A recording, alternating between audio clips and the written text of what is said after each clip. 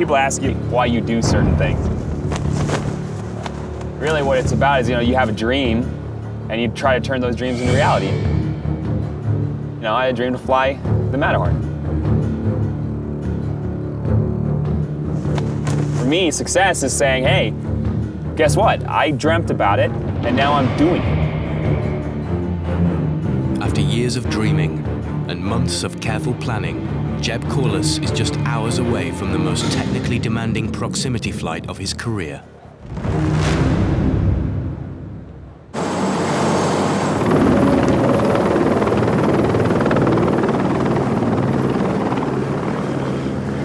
Jeb takes a close look at the mountain for the first time. Can we fly this direction? Yes, we can.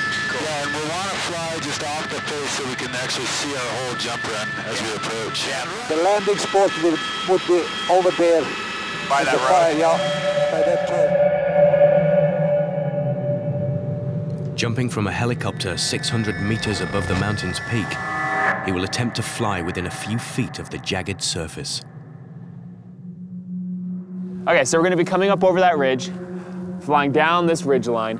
Basically, on the first one, I'm gonna be super duper conservative, probably. Perfect day. This is the day. I mean, you can ask for better than this. On the ground, Jeb's safety will be in the hands of Harry Lauber. A veteran of the Alps, he has over 25 years' experience working with climbers and skiers. But it will be the first time he's been responsible for a wingsuit pilot. I like to see people do this kind of stuff. It's life. And don't think about what can happen or whatever. It's the experience, the adrenaline. I understand that. I love that. As soon as you're landing, grab your stuff and just move, yeah. Move over. And I'm also aware that whenever they do something, the possibility that something happens is always there. Never go to the mountain and think nothing can happen. There's no 100% safety. Never.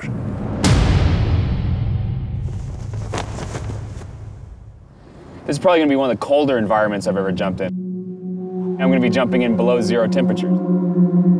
Also on top of that, this is gonna be a jump where I'm gonna be coming in really close to something and then hugging it for maybe 3,000 or 4,000 feet.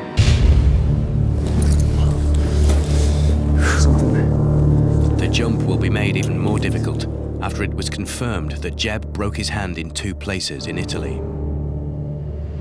They show me the x-rays and explain to me how important it is that I put a cast on it. And I'm like, I can't put a cast on it right now. I have too much stuff going on. I have to do this first and then I can put a cast on it. Luckily, I don't need it to fly.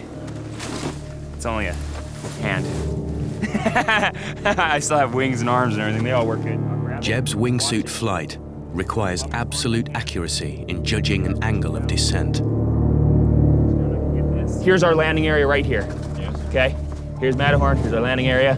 We're flying like this across. And what we'll be doing is, as we're flying towards it, we'll give you little adjustments. This way means 5 degrees, that turn that way, 5 degrees that way. So then once I see my angle is good, I'm just gonna step out and then you just keep flying. Okay.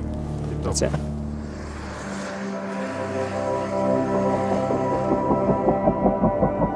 Let's see, I'm gonna jump out of a helicopter at 16,000 feet, fly down the Matterhorn at probably a 50-degree angle in wingsuits, probably, at points being within 10 to 50 feet away from the actual cliff, moving around 180 miles an hour. Does that sound dangerous to you? I don't know.